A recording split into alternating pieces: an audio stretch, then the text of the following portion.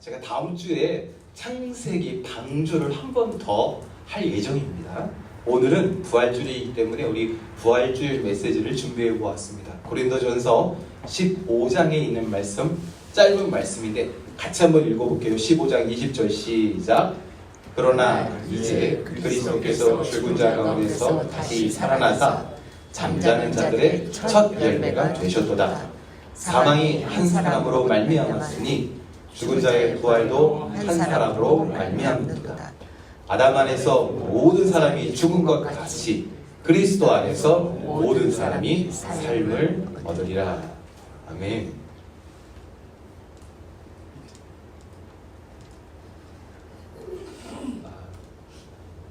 우리가 속한 이 세상이 진리 듣는 걸 불편해하죠.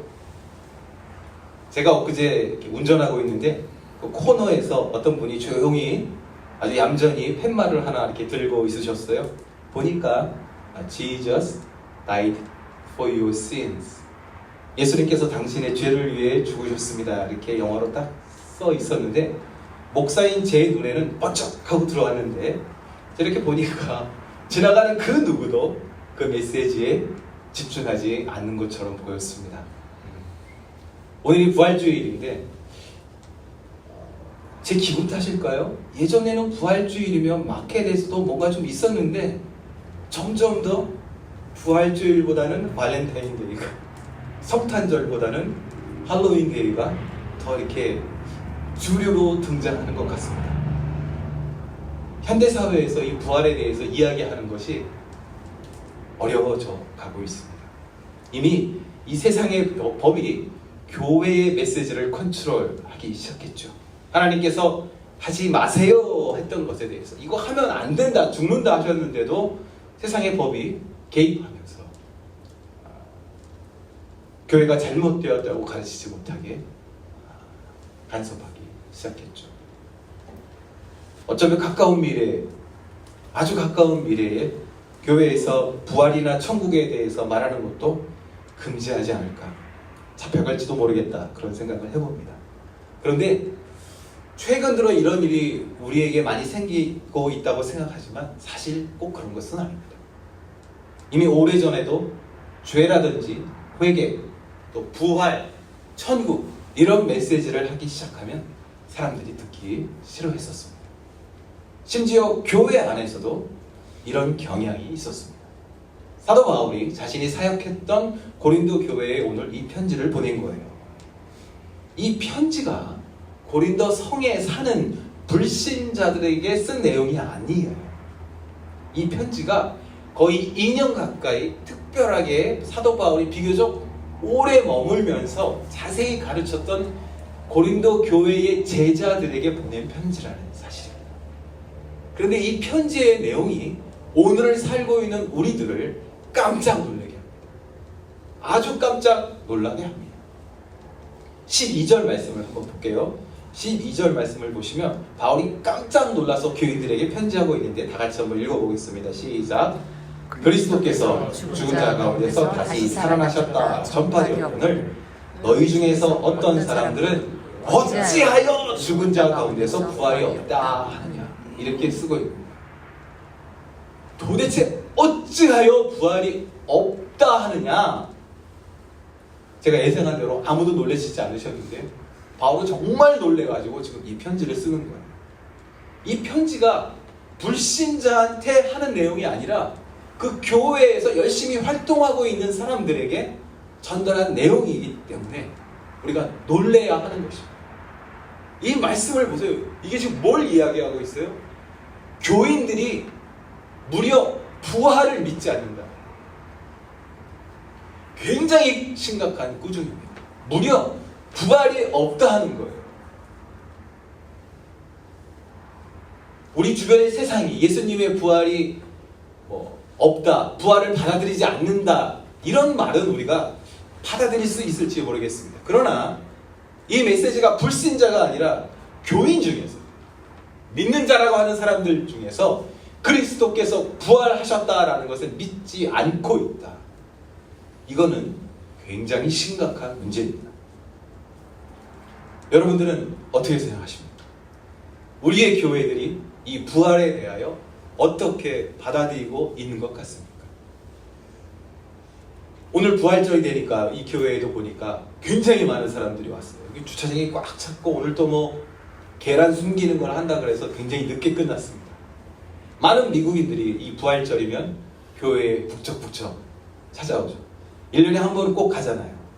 어제 오후에 저한테 전화가 왔습니다. 저희 홈페이지 보고 어떤 분이 전화를 하셨더라고요. 내일 부활절 예배 있냐고. 그래서 제가 영어로 물어봐서 영어로 대답하면서 10시에 있다고 가르쳐줬습니다. 자기가 내일 부활절이라서 어떤 미국 할머니가 교회 가려고 하는데 니네 교회 예배 드리냐고. 처음엔 장난 전화인 줄 알고 뭔가 팔려고 그러나 그랬더니 이분은 진심이었습니다. 그래서 제가 뭐 한국 교회나 그런 얘기 하지 않고 아침 10시에 오시면 우리가 예배를 드립니다. 꼭 오십시오. 이렇게 답을 드렸습니다. 오늘 주차장에 꽉 차 있었는데, 우리가 부활절이 되면 그 부활을 기념하는 이 주일이면 꼭 찾아와서 에그헌팅도 하고 인사도 하죠. 해피 이스트. 그런데 우리 교회 공동체 안에 예수님이 부활하셨다는 것을 믿지 못하는 성도들이 존재한다는 것이죠. 우리 주변에 어떤 교회들은 부활과 상관없는 축복을 나눠주고 있습니다. 예수님께서 나의 죄를 위해 십자가에 죽으시고 또 다시 살아나셨다라는 말씀과는 상관없이 위로하고 축복하고, 그 말씀을 듣고 아멘 한다는 것이 나의 영혼에 어떤 도움이 될까요? 제가 어떤 연구 결과를 찾아보니 이 세상에 한 3,000개 정도의 종교가 존재한다고 그러더라고요. 깜짝 놀랐습니다. 너무 많아요. 3,000개? 그런데 그 종교 중에 그 어떤 종교도 신이, 창조주가 사람을 위해 죽고 또 부활했다라는 그런 가르침은 없다고 합니다. 오직 예수 믿는 기독교만이 하나님의 은혜와 사랑을 이야기하고 있습니다. 예수님 이외에 하늘 아래 그 어떤 다른 이름으로도 구원받을 수 없다고 성경은 우리에게 가르치고 있습니다. 오직 나를 위한 십자가의 죽으심과 부활을 통해서만 우리가 참 소망을 소유하는 줄 믿습니다.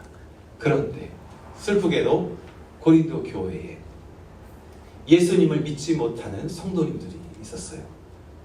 바울은 계속해서 이 믿음에 대하여, 이 태도에 대해서 얼마나 위험한지 이야기하고 있는데, 다음 14절 말씀을 한번 다 같이 읽어보겠습니다. 14절 시작. 그리스도께서 만일 다시 살아나지 못하셨으면 우리가 전파하는 것도 헛것, 또 너희의 믿음도 헛것이라. 헛것이라. 만일 그리스도가 다시 살아나지 않으셨다면 꽝이다 라고 말하는 거죠. 그리스도가 부활하지 않으셨다면 우리가 하고 있는 이 모든 종교적인 행위가 아무 이유가 없습니다. 부활절이 되고 성탄절이 되어 교회를 방문한다 할지라도, 내가 헌신하고 인내하고 있다 할지라도 그리스도의 죽으심과 그리고 다시 살으심이 없다면 아무것도 아니라 완전히 의미가 없다는 것입니다. 왜냐하면 우리 성도의 믿음의 근거가 바로 이 예수님의 부활 위에 위치하기 때문이죠. 그 당시에 풍족했던 대도시 고린도 교회는요, 부족한 게 없었어요. 사람이 굉장히 많이 드나드는 교회였지만 가지고 있는 문제도 엄청 많았던 것 같습니다. 고린도 전서, 후서에 빽빽하게 그들의 문제점을 바울이 지적하고 있지 않습니까? 평안했던 고린도 교회, 고난이 없자 성도들이 무릎 꿇는 그런 찬스도 점점 없어져 버렸고, 하늘을 향한 소망을 잊어버리니까 오직 이 땅 위에서 안정적으로 배부르고자 노력했던 고린도 교회, 그냥 망령되이 허탄한 신화에 집중하며 종교를 토의하며 경건을 잊어버리게 되었습니다. 사실 예수님께서 이 땅에 오셨을 때도 종교에 열심이었던 군중들은 오직 먹고 사는 것에 집중하였습니다. 저 하늘나라로 데려가기 위해서 예수님께서 이 땅에 오셨는데 주님의 사역을 이해하지 못하는 이 군중들은 예수님에게는 호산나 호산나 환영하는 것 같았지만 그 호산나 호산나 외침 뒤에는 우리를 위해 예루살렘의 왕이 되라는 강요가 숨어 있었습니다. 제가 처음에 가족과 함께 몽골에 파송되었을 때 많은 사람들이 저희 가정에 관심을 가지고 저에게 다가왔었습니다. 제가 가진 배경이 제가 분명히 한국 사람인데 미국에서 왔다 하니 많이 신기해했던 것 같습니다. 저는 정말 그분들에게 예수님에 대해서, 예배에 대해서, 특별히 찬양 사역에 대해서 나누고 싶었는데 저를 만나는 많은 사람들의 관심은 우리 집의 가구가 어떤지, 내가 뭘 먹고 사는지, 제가 쓰고 있는 선글라스는 어떤 브랜드인지, 제 전화기는 얼마짜리인지. 대부분 많은 사람들이 사람의 본능으로 저에게 다가오고 있다는 것을 알게 되었습니다. 전심으로 다가오는 친구들을 만나는 데는 적지 않은 시간이 필요했었습니다. 하나님께서 어두움 속에 신음하는 인간들을 구조하기 위해서 저 하늘에서 이 땅으로 예수님을 선교사로 파송해 주셨습니다. 이 땅에 예수님께서 오셔서 눈에 보이는 이 세상이 전부가 아니란다. 저 하늘에는 하나님의 나라가 있단다. 목 놓아 외치셨지만 사람들의 관심은 오병이어에 물이 변하여 포도주가 되는 것은 오직 이 땅 위에서 일어나는 일들에 대해서 그 답변을 찾기를 원할 뿐이었습니다. 많은 성도님들이 교회라는 단체에 소속되어서 종교 생활을 하고 있지만 우리의 믿음이 어디 위에 서 있는지, 우리 믿음의 근본이 어디에 있는지 잊어가는 것은 아닌지 두렵습니다. 우리의 믿음은 어디 위에 서 있겠습니까? 우리가 믿고 있는 것은 무엇일까요? 교회가 불쌍한 사람들을 돕기 시작하면, 교회가 젊은 친구들을 돕기 시작하면 세상은 좋아합니다. 그렇지, 교회는 구제사역을 해야지, 교회는 장업사업을 해야지. 그러나 우리가 교회라는 이름으로 모여서 예수님의 죽으심과 부활을 얘기하기 시작하면 세상은 우리를 피하기 시작합니다. 우리가 반석이의 교회라는 이름으로 모여서 원하는 이 세상을 향한 영향력은 무엇일까요?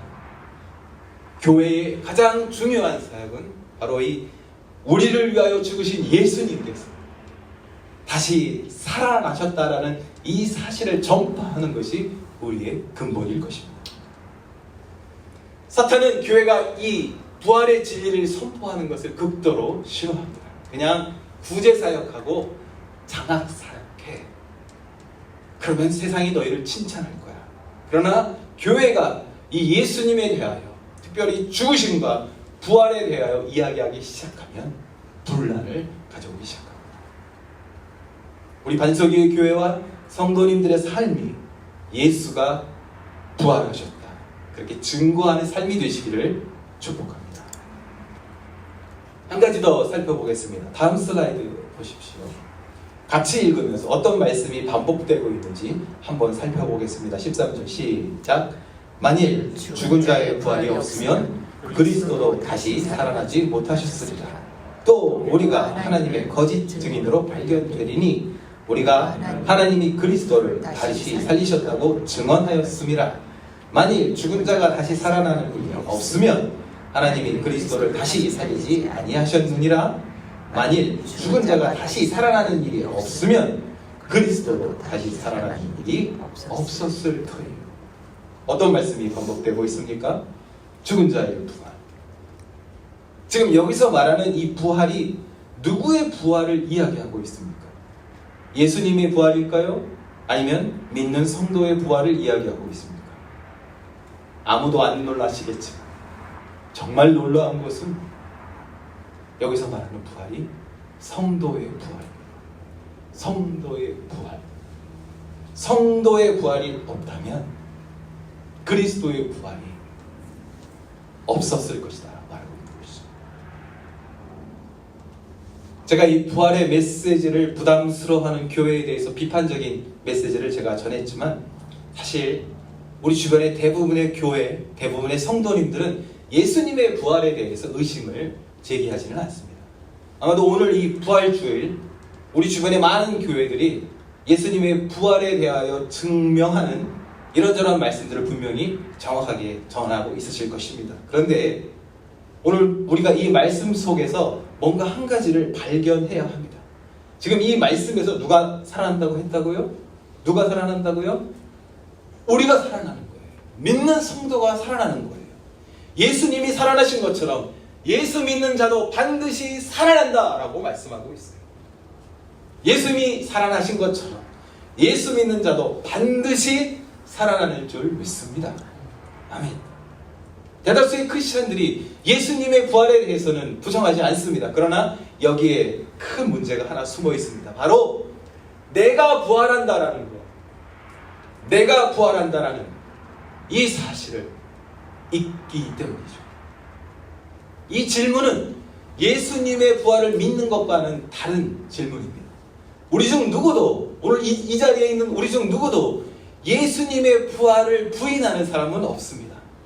오늘 이 자리에 그 누구도 제가 굳이 성경을 펴서 예수님이 부활하셨어요 하고 자세하게 제가 그것을 프루브하려 하지 않아도 그 부활을 누구도 의심하지 않으실 것입니다. 그런데 한 가지 무서운 사실은 예수님의 부활을 믿지만 내가 부활한다는 것을 놓친다는 것입니다. 내가 부활한다는 이 진리, 내가 부활한다는 이 축복을 많은 성도님들이 삶 속에서 놓치고 있다는 것입니다. 오늘 우리가 읽는 이 말씀에는 만일 믿는 성도가 부활하지 않는다면 심지어 그리스도의 부활도 거짓이라고 우리에게 의미하고 있습니다. 부활의 신앙은요, 예수님의 부활을 믿는 것뿐만 아니라 그 이름을 믿는 모든 사람들이 다 부활한다는 것이 부활신앙인 줄 믿습니다. 만약에 내가 살고 있는 이 시간, 이 공간만이 우리 존재의 끝이라면 그리스도의 부활도 헛것이라고 말씀하고 있습니다.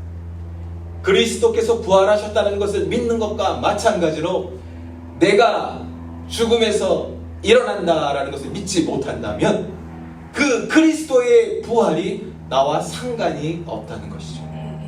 우리 믿음에서 양보할 수 없는 가장 중요한 사실은, 우리가 놓치지 말아야 하는 사실은 그리스도께서 부활하신 것과 마찬가지로 내가 부활한다. 주님께서 그 부활을 믿는 자에게도 그 축복의 길을 열어주셨다는 것이죠. 다음 슬라이드 15장 20절 아까 읽었지만 다시 한 번 더 읽어볼게요. 시작. 그러나 이제 그리스도께서 죽은 자 가운데서 다시 살아나사 잠자는 자들의 첫 열매가 되셨도다. 우리의 신념이 커서 우리가 잘 믿어서가 아니죠. 내가 완벽하게 준비되었기 때문이 아니었습니다. 그분께서 먼저 찾아오셔서 잠자는 자들의 첫 열매가 되시어 소망이 되어주셨기 때문에 우리가 이러한 소망을 가지게 되는 것이죠. 오직 예수님 그분께서 나를 위해 죽으시고 또 나를 위해 그 죽은 자 가운데서 다시 살아나셨기에 우리가 어둠 속에 더 이상 누워있지 않고 이제는 나와서 He is risen, 그렇기에 나도 부활한다 외칠 수 있게 된 것입니다. 예수님께서 첫 열매가 되셨기 때문입니다. 잊지 마십시오. 내가 부활합니다. 한 가지 더 살펴보겠습니다. 이 부활에 깊은 비밀이 한 가지 더 있음을 알게 되었습니다. 다음 슬라이드 한번 보시면 우리가 예배를 시작하며 읽은 말씀인데 이 말씀도 다시 한번 읽어보겠습니다. 시작. 나는 부활이요 생명이니 나를 믿는 자는 죽어도 살겠고 무릇 살아서 나를 믿는 자는 영원히 죽지 아니하리니 이것을 알느냐. 사랑하는 동생 나사로가 죽어 냄새가 나기 시작하자 마르다가 절망 속에 빠져들게 되었습니다.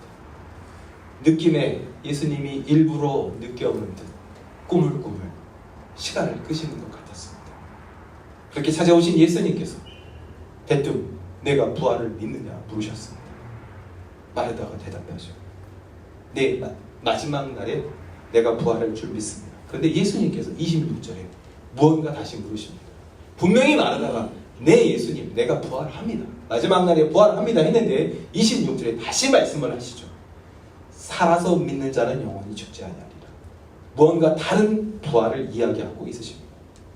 이 말씀은 우리가 예수 믿으면 이 땅 위에서 죽지 않고 영원히 산다는 말씀이 아니겠죠. 가끔 이 말씀을 오해하는 사람들이 예수 믿으면 죽지 않는다 그렇게 말하기도 하는데, 사실 이 예수님의 말씀은 우리가 결국에는 죽을 것이다. 그러나 예수님께서 부활이시고 생명이시기 때문에 죽은 우리가 부활하는 것처럼 오늘 이것에 살아있는 우리가 죽음 같은 우리의 이 현실에서도 부활의 능력을 경험할 수 있다라고 말씀하시는 것이죠.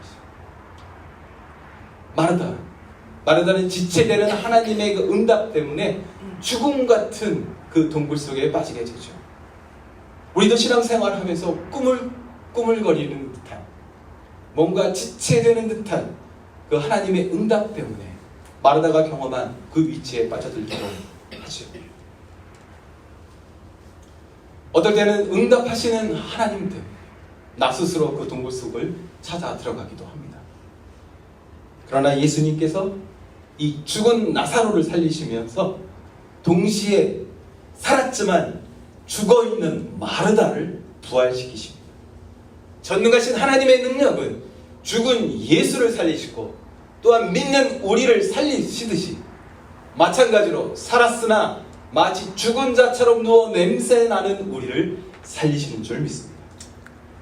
부활이요 생명이신 예수님을 믿는다면 우리가 영원히 죽지 않고 부활할 줄 믿습니다.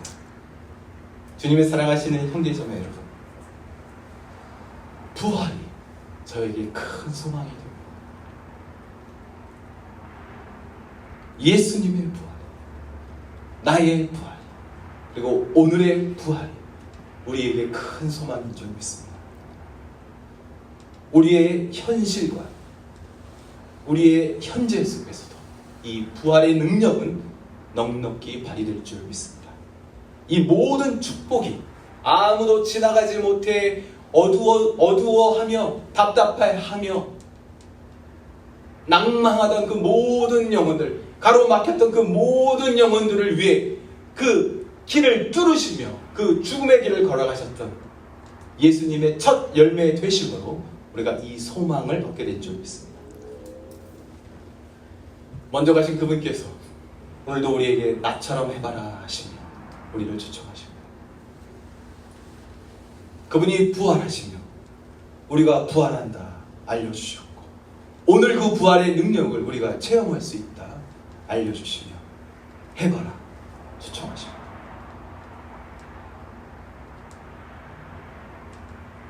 우리가 죽으면 부활합니다.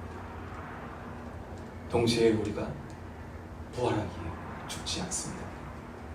우리가 믿고 있다면 더 이상 묶여서 어두운 동굴 가운데 남아있지 않습니다. 예수님께서 오늘도 믿는 자의 첫 열매가 되셨기 때문에 오늘 이 시간 하나님의 자유케 하시는 부활 주일을 맞이하시는 여러분 모두에게 충만하시기를 예수님의 이름으로 축복합니다. 아멘.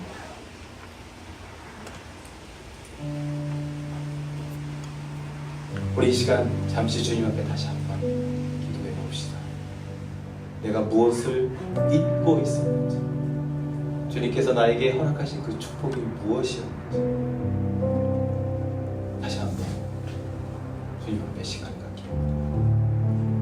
그분께서 부활하시는 거죠. 우리도 부활할 것이고, 우리가 이 땅 위에 있지만 그 부활의 능력을 경험할 것입니다. 그분께서 부활하셨기 때문입니다. 그분께서 첫 열매가 되셨기 때문이죠. 이 모든 것이 그분께서 먼저 찾아오시고 십자가에서 죽어주셨기 때문입니다. 잠시 주님